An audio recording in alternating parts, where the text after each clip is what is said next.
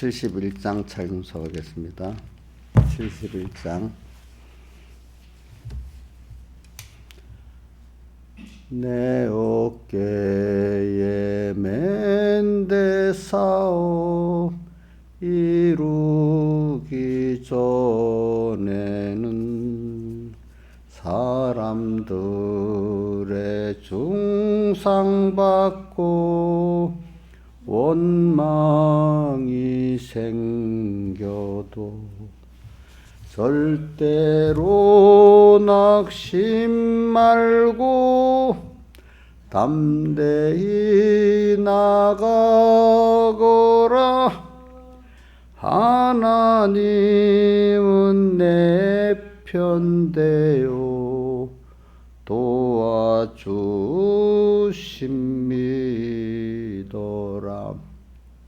동지들이 다 떠나고 황망한 광야에 너 홀로 버림받아도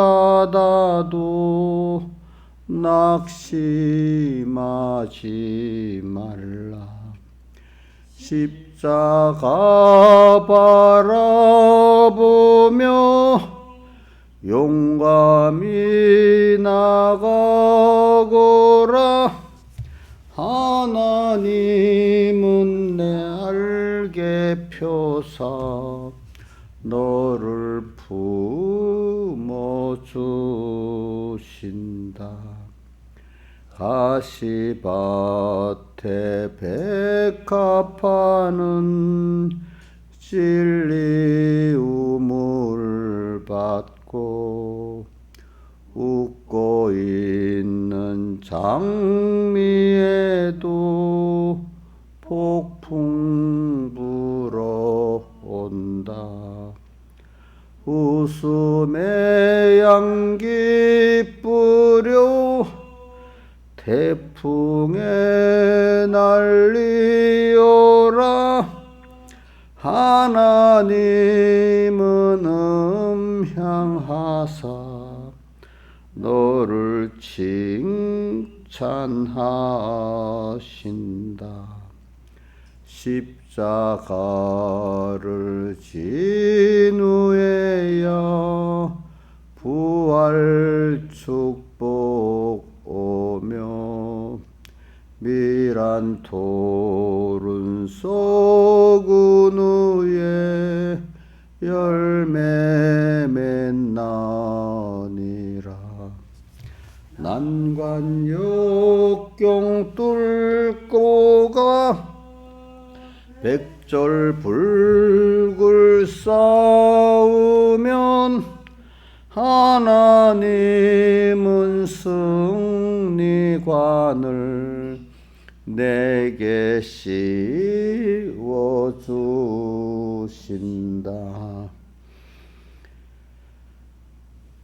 찬송가 한 장 더 하겠습니다. 120 130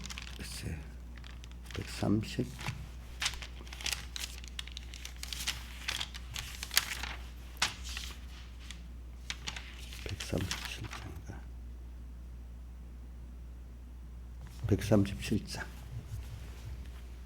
137장 내 평생 소원 이것뿐 늘 찬하다가 이 세상 이별하는 날 주께로 가리라.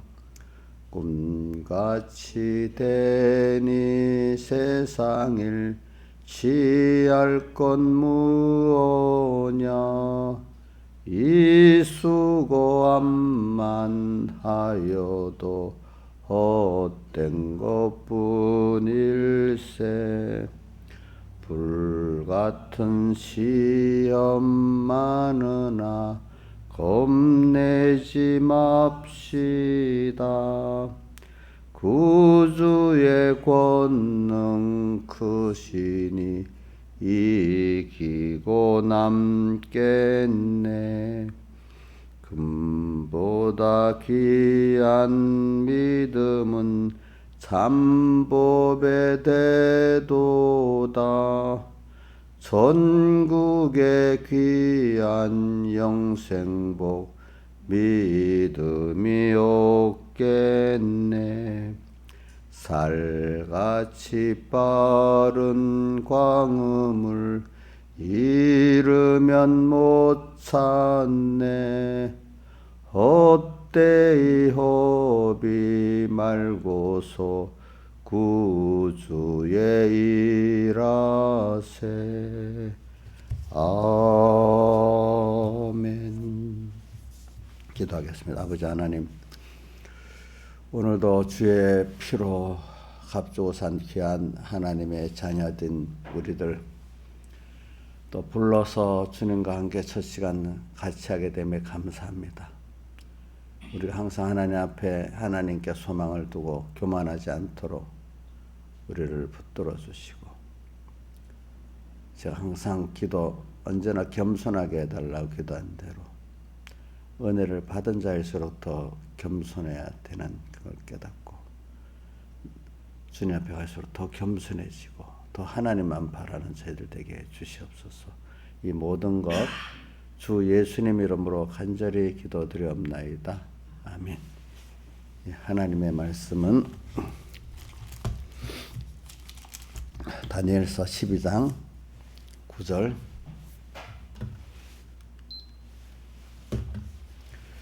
봉독하겠습니다. 그가 가로되 다니엘아 갈지어다. 그래서 이 말은 마지막 때까지 간소하고 봉함할 것임이니라. 많은 사람이 연단을 받아 스스로 정결케 하며 희귀할 것이나 악한 사람은 악을 행하리니 악한 자는 아무도 깨닫지 못하되 오직 지혜 있는 자는 깨달으리라. 매일 드리는 제사를 피하며 멸망케 할 멸물권을 세울 때부터 1290일을 지낼 것이요 기다려서 1335일까지 이르는 그 사람은 복이 있으리라. 너는 가서 마지막을 기다리라. 이는 내가 평안히 있다가 끝나려는 내 업을 누릴 것임이니라. 아멘. 예. 우리 계시록 17장 14절 외워보겠습니다. 어린 양은 만주의 주시요 만왕의 왕이심으로 저희를 이기실 터이요. 그 다음에 이제 하나님 예수님이 하시는 일이 이제 우리가 하는 거, 부르심을 받고 빼내심을 얻고 진실한 자들은 이기리로다. 아멘. 그래, 오늘 우리는 신앙생활이 전투예요. 전투. 이제 목표는 하나님을 우리가 배우고 얻어서 그분과 한 생명이 되는 건데, 우리가 그래 이제 한 생명이 되는 건데, 그 주님과의 관계 제일 깊이가 한 생명입니다. 생명. 저도 어릴 때 저도 깊이 잘 깨닫지 못해가지고 변목사님 설계 생명이 제일 깨끗하다 하는 그거를 깊이 있게 알지를 못했는데 점점 갈수록 그게 깨달아집니다. 자, 우리를 뭐 성경에 보면은 제사장이다, 또 그다음 어떨 때는 또 신부다, 우리를 또 어떨 때는 하나님의 자녀다 이렇게 표현을 하지만은 최종은 그리스도의 한 몸이다. 그건 생명으로 연결되어 있지 않습니까? 그렇죠? 이게 제일 주님과 우리 사이가 간격이 없이 가장 더 수동하면 나동하고 수정하면 나정하고 희로애락이 같아지고 하는 이런 주님과의 생명, 이런 것들이 그거는 자기가 변화된 것만큼 되는 거예요. 변화가 안 되면은, 그러니까 우리 몸에 다른 걸 이식시키면 이식이 안 되잖아요. 그래서 거부감을 일으키니까 이게 모든 면이 하나가 돼야지 이게 거부감이 안 일어나는 거예요. 그러니까 그걸 한 생명이라는 거예요. 뭐든지 거의 같으면은. 그러니까 여러분들이 주님과 나와 생명이 뭐가 주님과 나와 연결돼가 하나 되는데 뭔가 거리낌이 없는 거예요.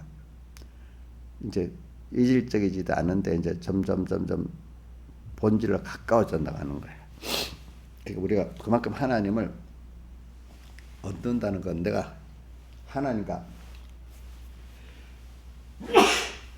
같은 지식, 소망, 또 희로애락이 돼가는 그 같은 지혜, 그분을 받아 이렇게 돼가는 것이 우리가 주님과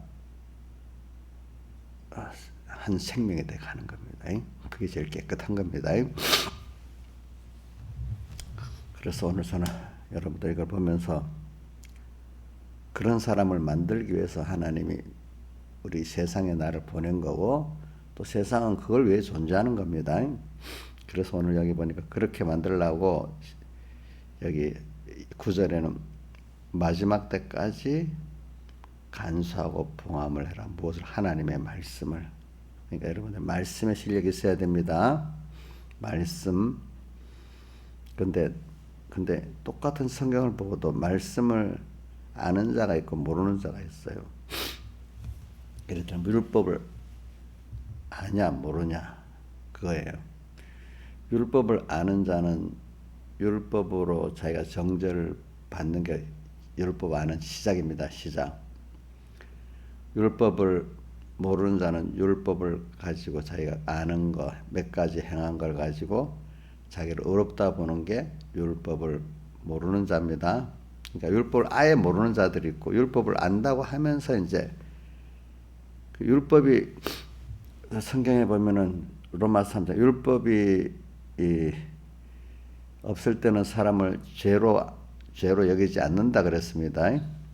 자, 그러니까 율법 없는 만약 우리 예를 들면은 우리 모택동 같은 사람이 그 사람 가르치기를 뭘 가르치냐 거짓말을 잘하라 가르치고 또 뭡니까 자유를 없애라 가르쳤잖아요.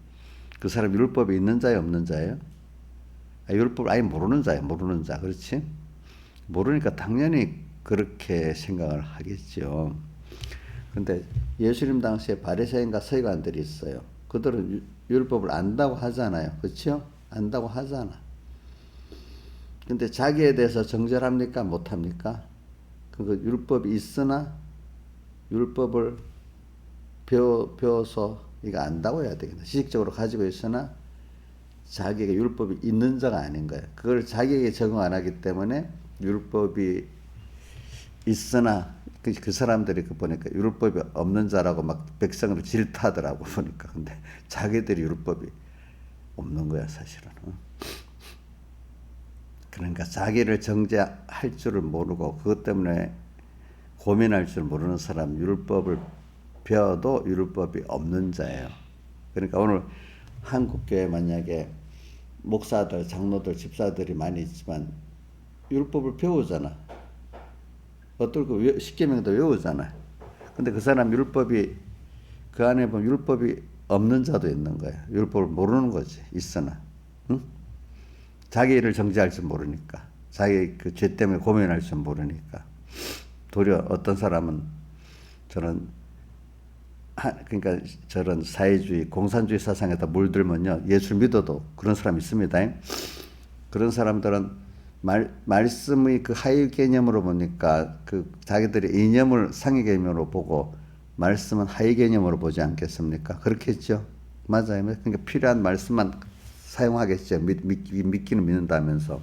근데 우리 믿는 사람은 말씀을 최고로 보고 세상 것을 비판 평가하면서 이렇게 사용도 하고 이렇게 하는 거 아니겠습니까? 이렇게. 근데 이제 어떤 양심의 화인을 맞아 놓으면은요, 만약에 어떤 사상에 무슨 철학적 사상에 물들어도 그래 돼버립니다. 공산주의도 하나의 사상입니다. 인간의 지식 중에 하나지.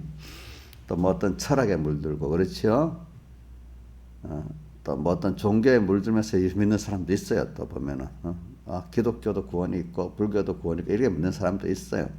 그런 사람들 개념에서 우리 성경을 보면 이건 하위 개념인 거야. 알겠죠? 그러니까 이런 걸 성경을 안다고 할 수가 없어요. 그러니까 저는 율법을 배워서 율법을 가진 자는 죄를 깨닫는다는 로마서 3장을 잘 읽어보고 로마서 1장부터 1, 2, 3장을 쭉 읽어보면 자세히 나옵니다. 자, 율법이 있는 자는 율법으로는 자기 아는 거로 어렵다 할 수 없다고, 또 율법 행위로도 어렵다 할 육체는 아무도 없다고 성경은 누누이 말하고 있습니다. 근데 저도 어릴 때 보면 성경을 좀 안다고 엄청 내가 아는 것 같이 뭐 믿음이 좋은 것 같이 이렇게 착각을 하더라고 보니까, 거기다가 또 신앙의 행위가 더 많아놓으니까 더더 내가 어려운 줄 이렇게 착각을 하더라고 보니까. 그런데 이제 점점 성경을 깨닫도록 하나님 은혜를 주시니까 그 율법을 가지고 저게 10계명, 1계명, 2계명 같다 때문에 죄가 아닌 게 없어. 어떨 때 보면.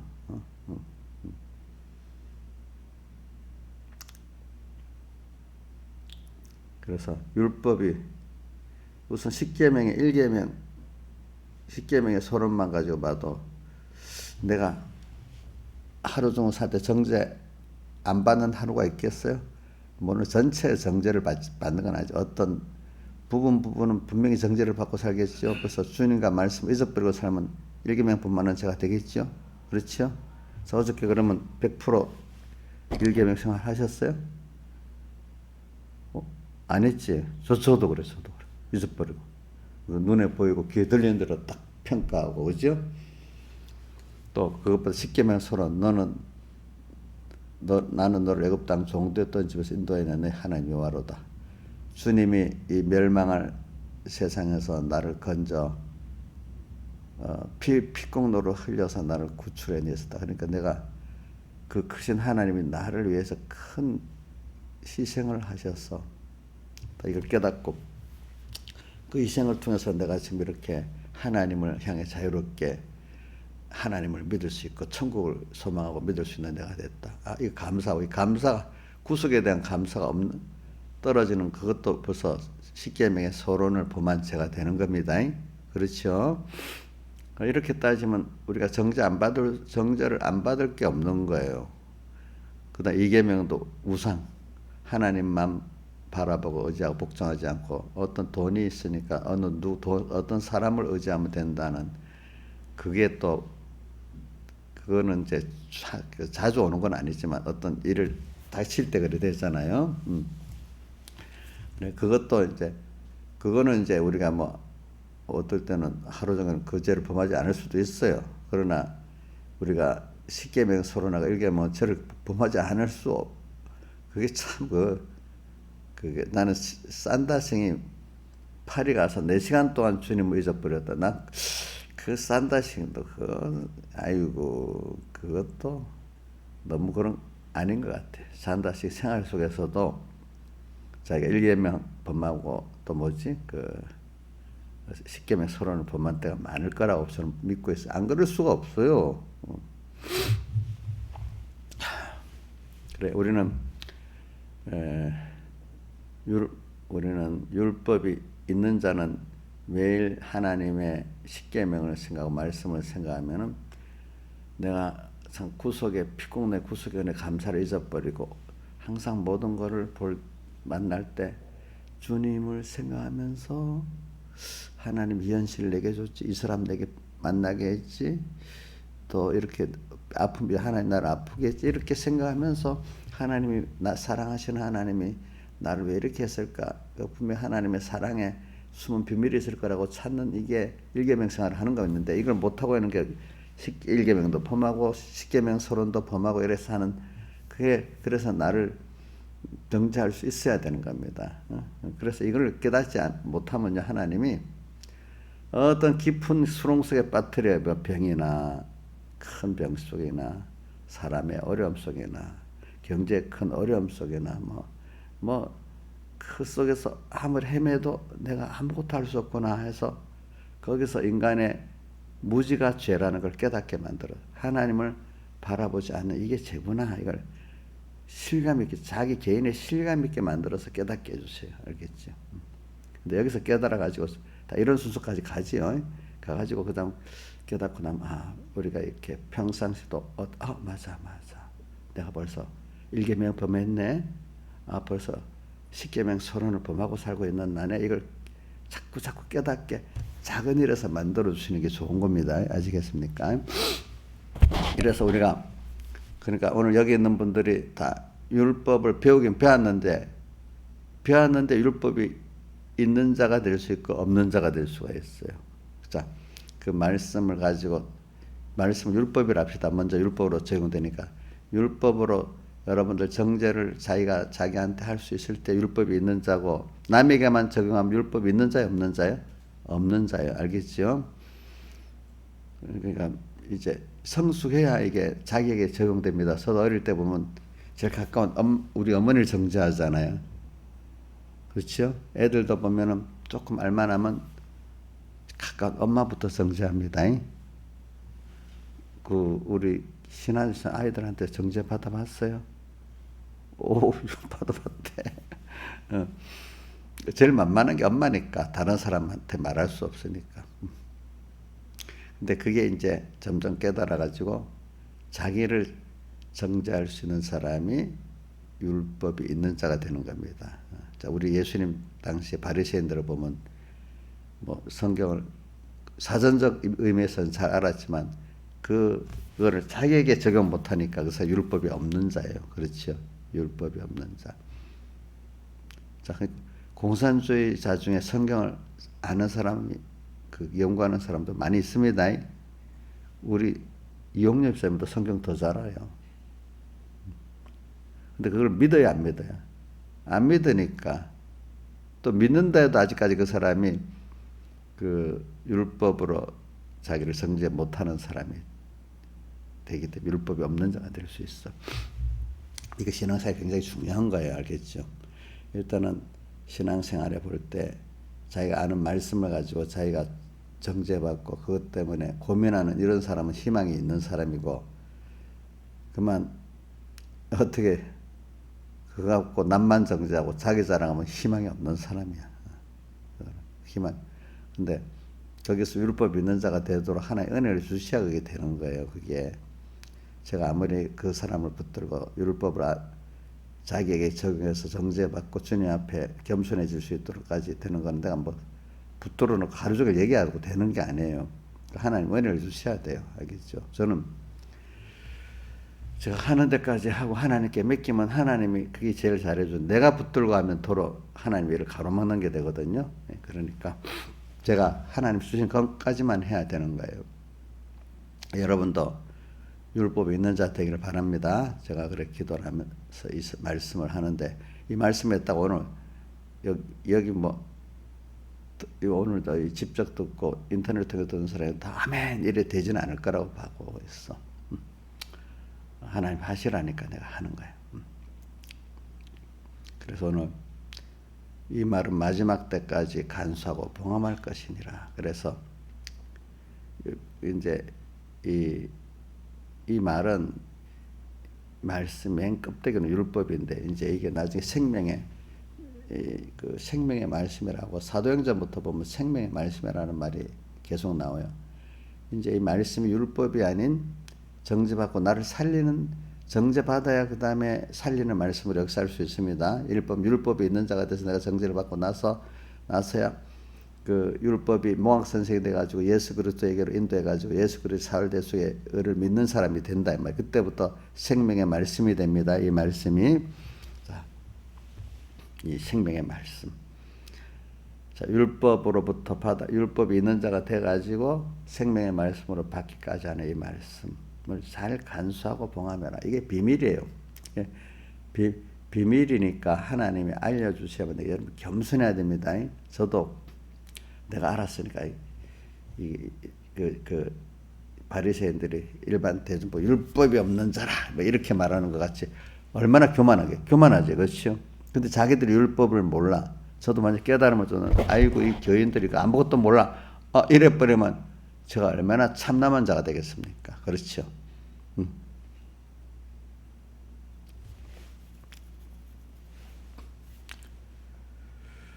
그러니까 저는 이렇게 봐요. 뭐 성경을 많이 배우고 뭐 박사를 받고 뭐 했다도 그런 목사 중에 율법이 없는 자도 있고 성경을 많이는 몰라도 배워서 조금 아는 사람 가운데 저도 율법이 있는 자가 될 수 있어.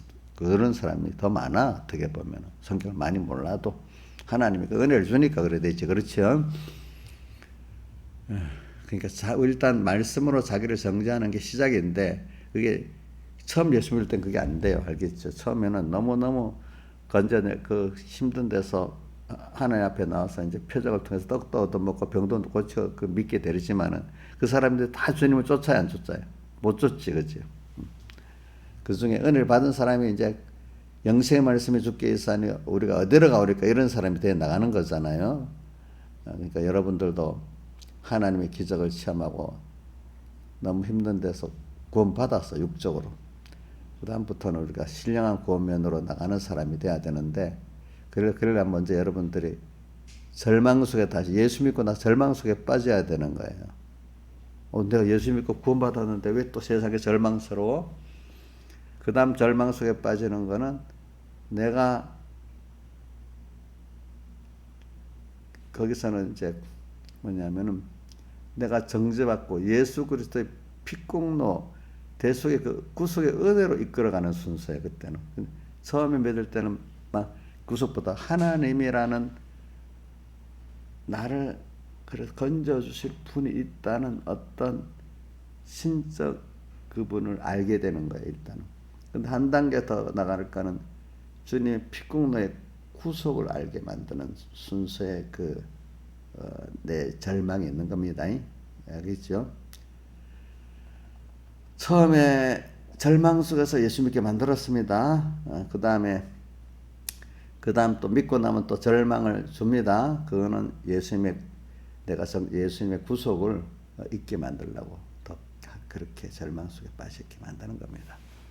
그래서 그런 환란이 점점 심해지기 때문에 12장 1절에 그때 내면적으로 화해하는 대고 미가엘이 일어날 것이도 환란이 있으리니 이는 개국 이래로 그때까지 없던 환란일 것이며, 개국 세상에 있으면서 없던 큰 환란이래. 그게 특별히 미혹의 환란이래. 오면서 점점점 예수님이 오실 때 가까울수록 환란은 더 심해집니다. 개인적으로도 아기 때 그때 무슨 환란이 있어봐요. 얼마나 있겠어, 그죠? 10살 때 환란, 20살 때 환란, 결혼해서 40이 돼서 환란, 다르겠죠? 점점 더 심해지죠? 그 환란이 심해지는 것만큼 내가 더러워질 수도 있고, 더 그것 때문에 어린 양의 피해 것이 깨끗하게 될 수도 있고, 그렇잖아요? 그러니까 그래서 저는 계시록 17장 14절을 많이 해요. 그는 흰옷을 입은 큰 무리들이 어디서 왔느냐 물으니까 그 사도에 당신이 알리다니까 그 천사가 이는 큰 환란에서 나오는 자들인데 그 옷을 어린 양의 피에 씻어서 희겠다. 그래 저는 이거를 또 어디 연결하는가 하면 시편 23편하고 시편 40편을 연결해서 생각해요. 다윗이 시편 40편에 보면 내가 여호와를 기다리고 기다렸더니 어떻게 이거 외워보세요. 김영환 선생님 외워보세요. 외울 수 있어요? 신하이 선생님 외워보세요. 앞절 시편 40편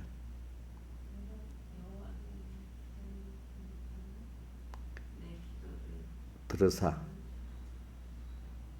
그 다음에 기가 막힌 웅덩이와 깊은 수렁에서 나를 건지셨도다. 자, 내가 여호와를 기다리고 기다렸더니 내게 귀를 기울여 주시는 거야. 기다리고 기다렸다는 거 가만히 있는 게 아니라 계속 주님께 간절한 마음으로 기도를 했다는 거지, 그죠? 기다리고 이제 한 번만에 인내로서 했다는 거야. 인내로서 했다는 거죠, 그죠?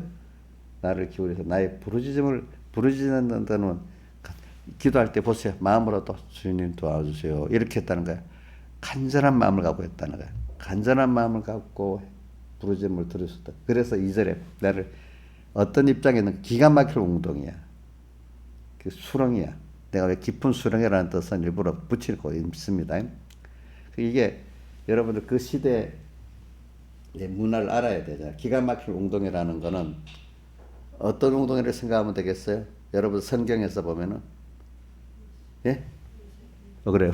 우리 신하이사는 그런 걸 잘 기억해서 너무 예쁘다. 요셉이 형들이 죽이려고 구덩이에 던졌잖아. 근데 옥녀씨 구덩이에 던졌는데 나올 수 있잖아. 왜 못 나와? 물이 없는 구덩이거든. 웅덩이가 어떻게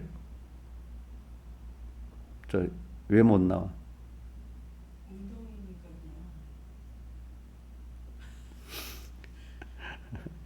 예를 들면은 웅덩이가 이렇게 사람의 키 한 몇 길 정도로 깊은 거야, 깊은 거야 이렇게. 근데 돌웅덩이 같으면 기어 나올 수 있는데 이게 흙은 이렇게 나오려고 하면 자꾸 무너지니까 또 못 내려오고 이 수직 이 기울기가 이래 됐으면 그거는 나오겠지. 근데 이렇게 수직으로 돼 있으니까 잡으면 자꾸 미끄러지고 또 미끄러지고 막 이러는 거지, 그지? 그러니까 그런 데 있으면 나오려다가 못 나오는 거야. 물에 빠져 죽는 것도 아니고 기가 막혀. 그러니까 기가 막히는 운동이야. 나올 수가 없지요, 그죠? 네. 자, 내가 이용료를 위해서 설명을 하는 거야. 한 번 해놓고도 또 내가 가르쳐 한 달만 지나면 또 뭔지 몰라갖고 사람들이 또 그래. 그래서 그 깊이 느껴야 돼. 근데 내 현실이 기가 막힌 운동이야. 근데 나오려고 하면 또 떨어지고. 여러 번 시도해도 어떤 경제적 문제, 인간에게 시달리는 문제, 병든 문제. 저는 우리 산부가 아파하고 그 병든 거 보면 내 자신도 그거로는 기가 막히는 운동이야. 하나님이 안 건져주시니까 기가 막힌 운동이야. 해봐야 소용이 없어. 그러니까 완전히 절망 속에 있는 거잖아. 그죠? 빠져나올 수 기가 막히는 운동이야. 수렁. 이 수렁이라는 거는 신화에서 수렁은 어떤 거예요?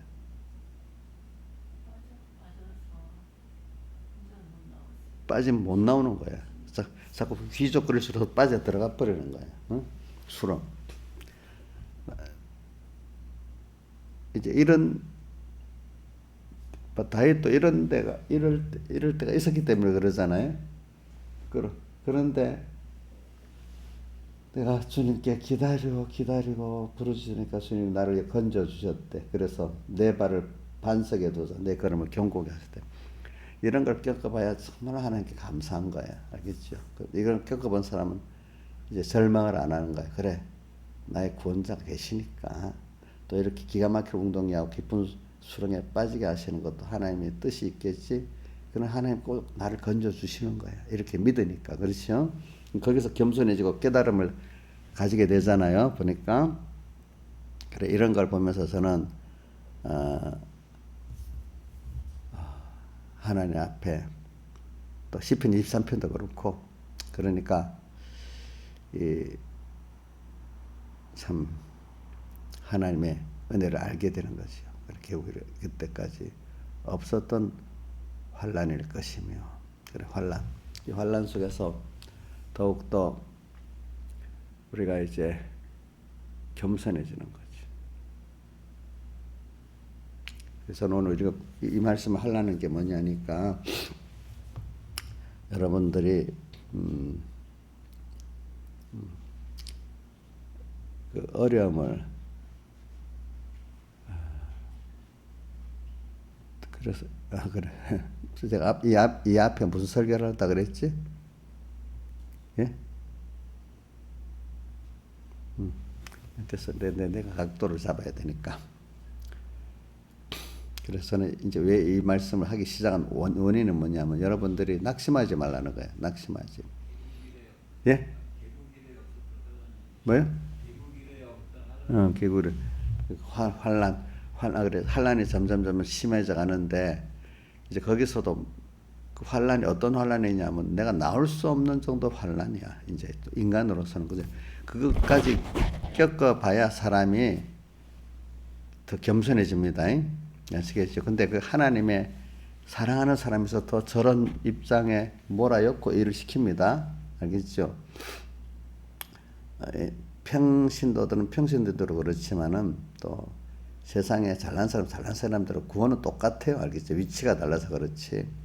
그래서 저는 여러분들에게 오늘 핵심이 뭐냐면은 소망이 우리가 하나님이 나를 보고 계신다는 여기에다가 두고 살아야 돼. 땅에서 이렇게 제가 살아보면은 사람이 살다가 보면 이렇게 기가 막힌 웅덩이하고 깊은 수렁 같은 이런 때도 있고 어떨 때 보면 사람들이 너무 참 은혜를 모르고 완전히 너무 철부지 같은 그런 좋게 철부지고 나쁘게만 은혜를 모르는 그런 사람 것들 속에 우리가 살고 있는 거예요. 보니까. 그래서 그래서는 예로 그럴 때 생각을 많이 하고 가까이는 우선 뭐 저기 한 130년 전에 우리나라 선교로 왔던 그 젊은 선교사들을 많이 생각을 합니다. 그 사람들은 그 93장 찬송 그절같이 이름 없이 빚도 없이 감사하며 섬겼던 사람들이거든요. 그 사람들이 조선 사람들이 알아줄 걸 보고 했으면 할 수 있었겠어요? 못했겠어요? 누구 바라보고 했겠어요? 주님의 구속에 감사해서 했겠지요? 그죠? 그래, 내가 복음을 전할 수 있다는 것만 해도 감사했겠지요? 그렇지요? 그렇지요? 그럼 세상에 알아줄 사람이 없을 때면 힘들지 않아요? 무슨 일을 할 때? 우리 용녀 집사님 알아주지만 하면 마귀가 들어와서 난리를 치기잖아. 그래서 너무 거리가 먼 사람이야, 보니까.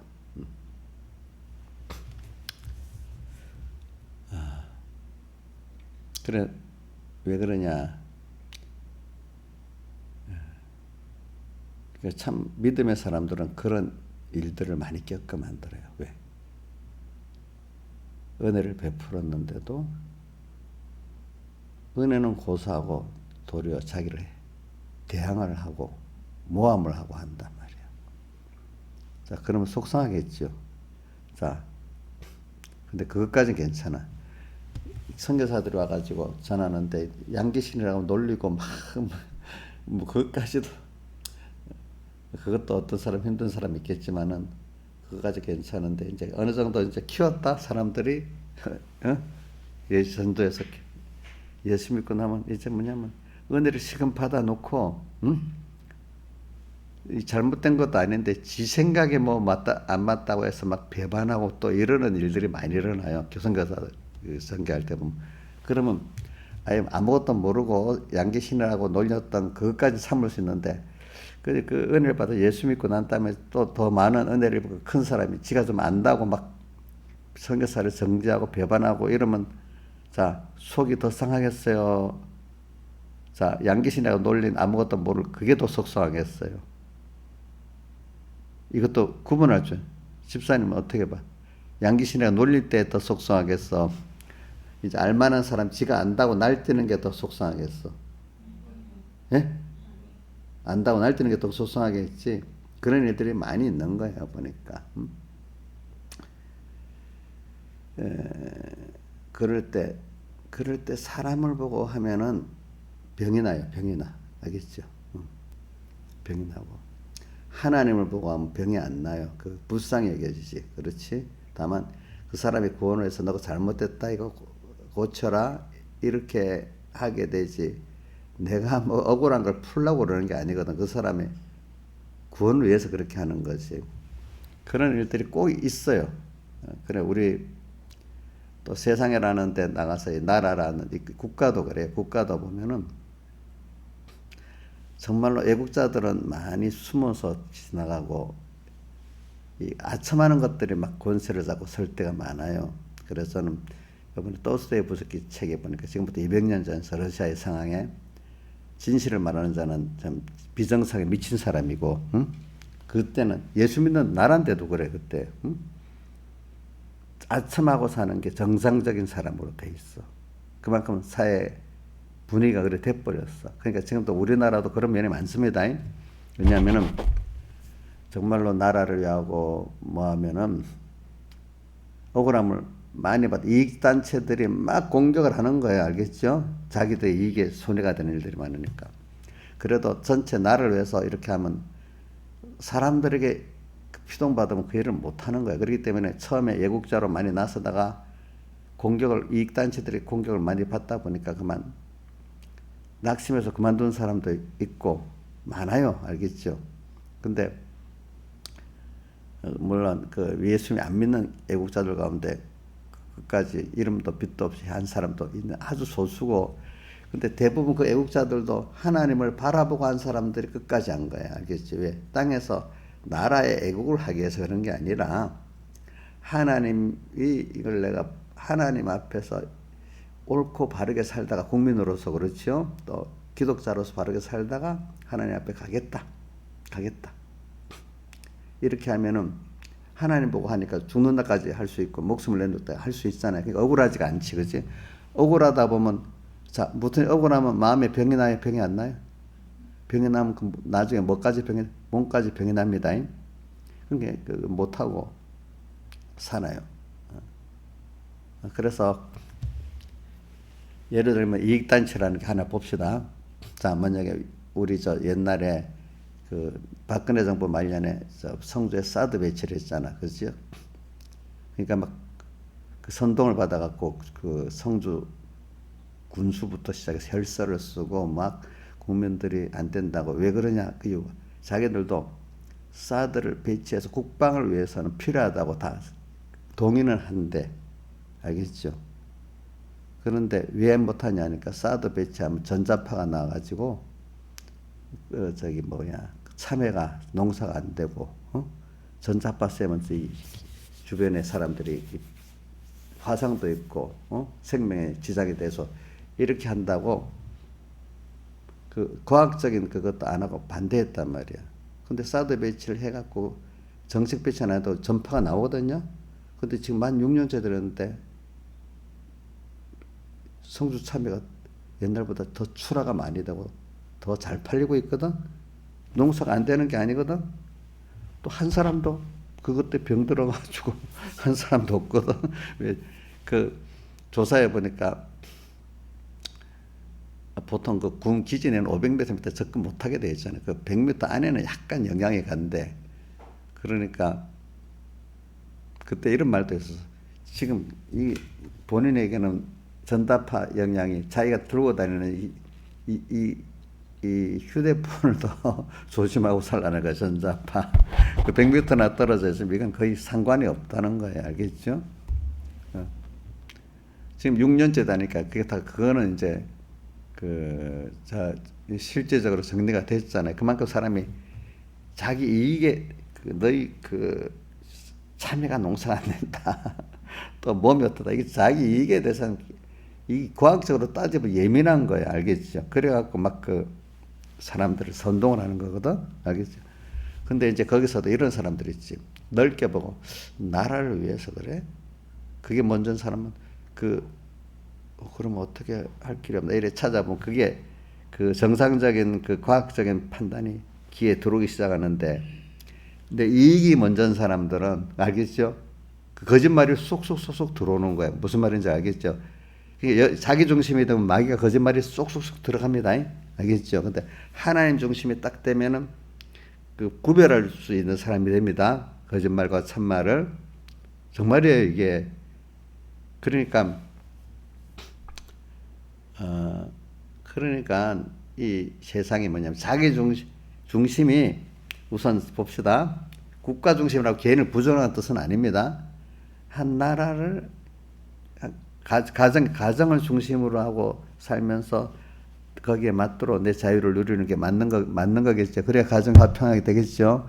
우리 몸의 지체가 각각의 이게 있어도 몸을 합해갖고 하나가 되면서 이걸 해야지 되잖아요. 그렇죠? 내 말은 개인을 무시한다는 뜻이 아니고 국가를 위해서 해보니까 중심을 그럼 내가 어떻게 해야 되지? 이렇게 하면 모든 판단이 바로 서기 시작해. 근데 악이라는 건 좁게 나 하나만 중심으로 생각하면 마귀는 쉽게 들어오는 거예요.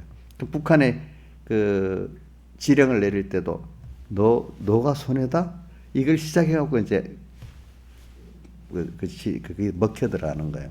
그러니까 왜 우리가 어떤 나라를 보면 어찌 사람이 저럴 수 있어? 이제 근데 자기들은 그게 양심이 화인을 맞아는 그게 옳은 줄 알고 하거든요. 푸틴 같은 이 믿는 사람이지만 그 양심 화인을 맞아 놓으니까 그렇게 하는 게 가치를 못 느끼는 거예요. 못 느끼는 거.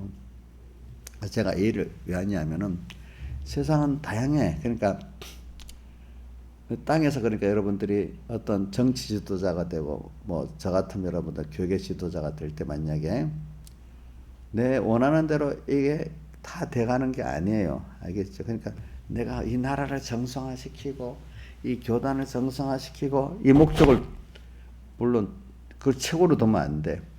최고로 두는 거는 오늘 내 개인이 하나님 앞에서 내가 지금 내 개인이 하나님 뜻대로 천국을 바라보면서 주님을 배워가는 이 생활을 잘하고 있나? 천국 준비, 주님 만날 준비를 지금 내가 잘하고 있고 내가 그런 사람으로 지금 잘하고 있나? 이걸 중점을 두고 살아야 돼. 그 한 성공을 가지고 목회자는 또 교인들을 나누고 가르쳐 주는 거 아니겠습니까? 그런데 나라가 내 원하는 대로 광명한 나라가 돼. 우리 삼봉교회 교인들이 전부 다 탁 성장화 돼야 돼. 근데 왜 저 사람 저 집사는 안 돼? 막 이렇게 하면 제가 해낼 수 있겠어요, 없겠어요? 이게 벌써 눈으로 보이는 걸 그걸 이루는 게 아니야. 이게 중요한 요점입니다. 자, 내가 거기서 개인적으로 올 때 내가 하나님을 배우고 그 나라를 잘 준비하는 내가 돼가는 겁니다. 그러니까 하나님께 감사하고 1계명 생활하고 1계명, 10계명 서론 생활을 하는 겁니다. 하나님은 그걸 각각에 원하시는 겁니다. 알겠죠? 너는 목회자로서 너 나라의 대통령으로 하지만 대통령도 그 나라가 막 자기가 원하는 대로 탁탁 되기를 바라면서 막 그런다고 그래 되는 거 아니에요. 알겠죠? 내 하나가 하나님 앞에 살면서 하는 데까지 세상은 항상 어둠에 있는 사람이 있고 그 자기 중심의 사람들이 가득 차 있기 때문에 거기서 좀 사회 분위기가 하면 배기 정도 좀 자기가 대통령이 되는 바람에 사회가 조금 밝아져 가지고 100의 어두운 데서 한 70 정도로 만들 수도 있겠지. 그죠? 하나님 은혜 주시면. 그렇게 나가서 그 완벽하게 안 된다고 막 그 사람들하고 그렇게 싸우면 또 이렇게 실패라는 겁니다. 세상은 아무리 완벽하게 될 수가 없어요. 또다시 어두워질 때가 있으면 어두워지고 이렇게 되는 거거든요. 시대가. 그러니까 여러분들이 이런 걸 가질 때 저도 그렇게 살아요. 그러니까 저도 여러분들 어떤 사람들 뭐 교회를 누구를 저 사람은 이 교회를 위해서 쫓아내야 되겠어. 그건 안 돼. 하나님 내보낼 때까지 그렇겠죠. 왜? 그래야 그 속속인 사람도 있어서 목사님 개인 구원도 이루고 교인들 집사님들 구원도 이루어지기 때문에 그런 거예요. 그게 다. 그러니까 여러분들이 이런 일을 할 때 주변의 사람들이 같이 그 뜻을 안 모아주고 왜 저 사람 생각이 저럴까? 자, 제일 속상한 게 가까운 가족들이 뜻을 안 모아줄 때 속상하지. 생각이 다르니까. 그럼 같은 사람끼리 같이 생각을 해야 되고 행동할 사람이 같이 생각을 그렇게 안 모아줘 뜻을 안 모으면 속상하지 않아? 가족들이 그러면? 또 단체적인 우리 같은 교인끼리 근데 이 정정이 이래야 될 건데 안 하면 속상하지 않겠어? 또 넓게 우리 나라가 어떨 때 한국 왜 저 사람 저래? 왜 저 사람 종북이야? 이해가 안 돼. 이렇게 할 수가 있겠지, 그죠? 근데 그 사람은 양심의 화인을 맞아 보내면 그게 안 되는 거예요. 그게 도리 옳은 줄 알고 하는 거예요. 그 누가 그것까지 간섭한 거예요? 하나님이 그렇게 한 거잖아요. 그럼 하나님이 야, 너 그 사람 양심 화인 맞은 사람 그 양심을 다 깨끗이 만들어. 어때 그 사람이 누구한테 그 사명을 줬으면 그렇게 하지만 그렇게 아닐 때는 그 가운데서 내가 가고 하나님이 또 너 내게 맡긴 양떼들이 만 10명이다 100명이다 하면 그 사람들을 가르쳐라. 그럼 내가 그때 성경 감동시켜서 만들어 주겠다. 이렇게 하나님이 그 중에서 그 많은 사람 12제자를 먼저 만들어 주시잖아요. 그렇죠? 그 다음에 또 70인도 만들어 주시잖아요. 또 120인도 만들어 주시잖아요. 이렇게 그런 순서대로 하나님이 하겠다는 것만큼 되는 거지. 모든 세상이 다 되는 게 아니야. 모든 교회가 다 되는 게 아니고 모든 삼봉교회 교인이 다 되는 게 아니에요. 그렇잖아요. 하나님이 그 정한 사람 안에서 그 양심이 깨끗해지는 거야. 알겠죠? 그러니까 그거 하다가 우리 가는 거지. 세상이 완벽하면 망하지 않아야지. 어차피 세상은 한번 두고 가는 거니까. 그렇지? 세상은 그때마다 그렇게 사용하고 가는 거야. 가는 거. 그러니까 이 세상을 하나님이 주권해서 이렇게 저렇게 만드는데 내가 뭐 그런 세상을 만들겠다고 하면 안 되고 그냥 하나님 너는 너 가정까지 책임져라. 너는 교회까지 책임져라. 그럼 그거 위해서 힘을 쓰는 거야. 그죠? 그러면 내 개인권이 그거 이루어지면서 또 하나님 보고 하면서 그지?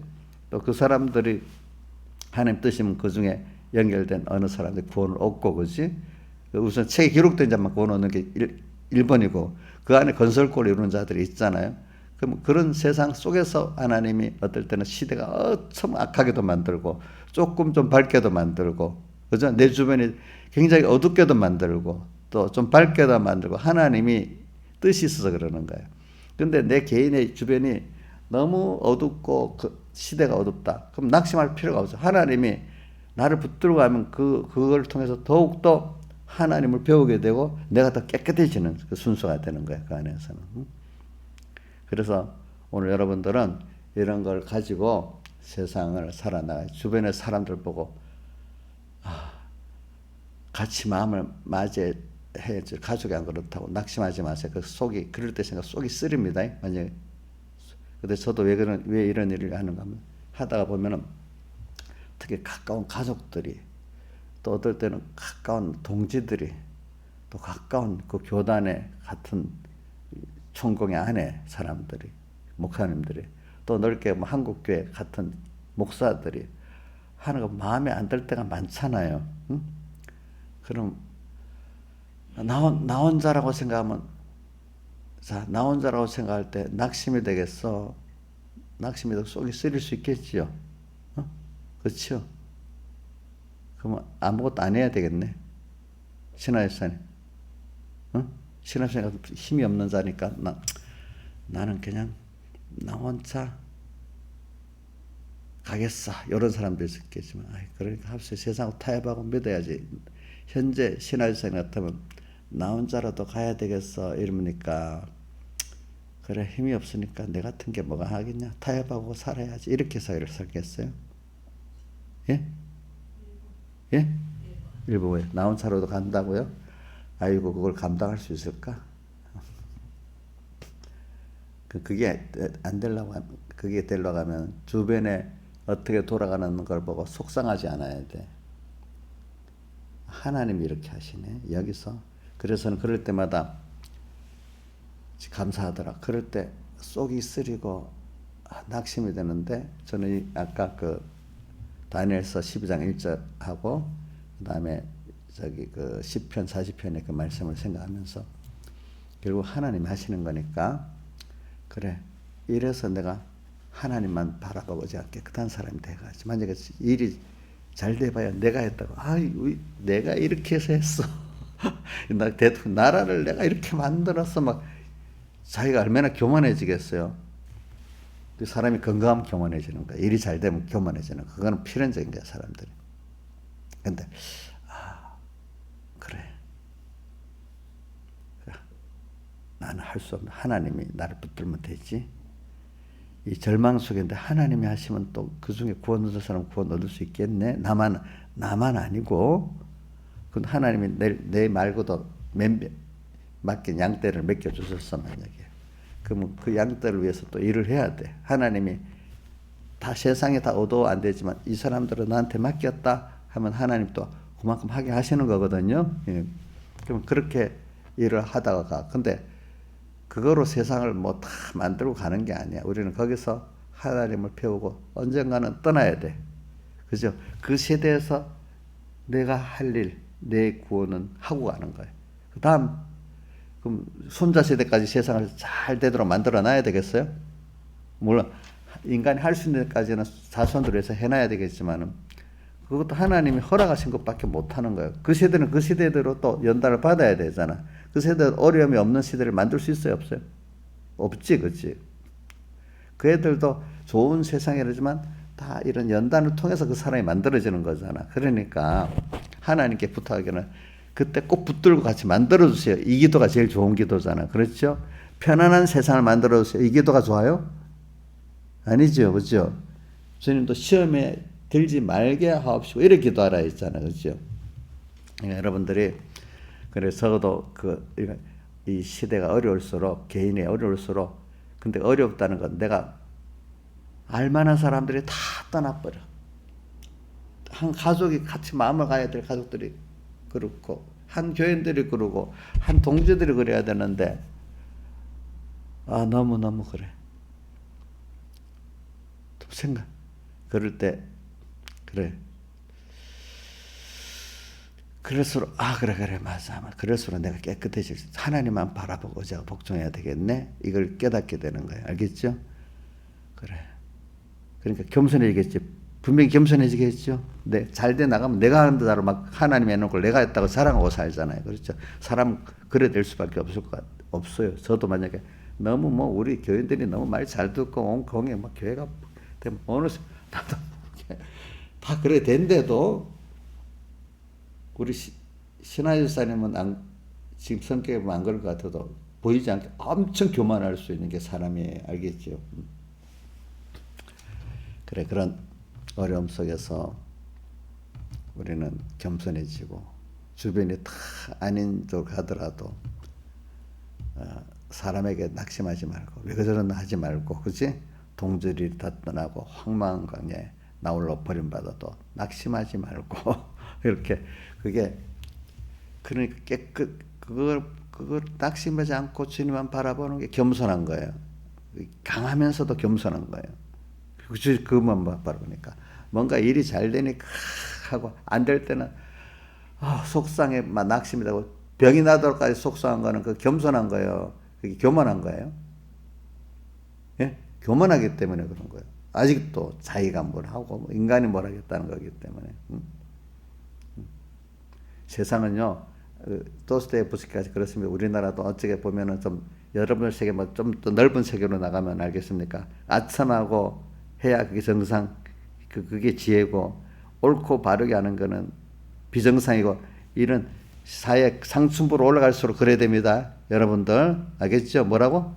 아첨하는 게 정상이고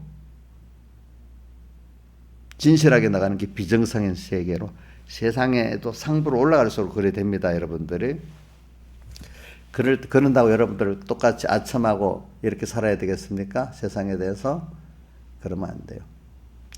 우리는 그렇게 살 수가 없어. 신앙이 아니지만 우리는 하나님을 바라보고자 하고 살면 하나님 기적과 축복으로 우리가 땅에서 살 만큼 살게 만들어줘요. 그렇기 때문에 13절을 봅시다. 같이 읽어봅시다. 시작.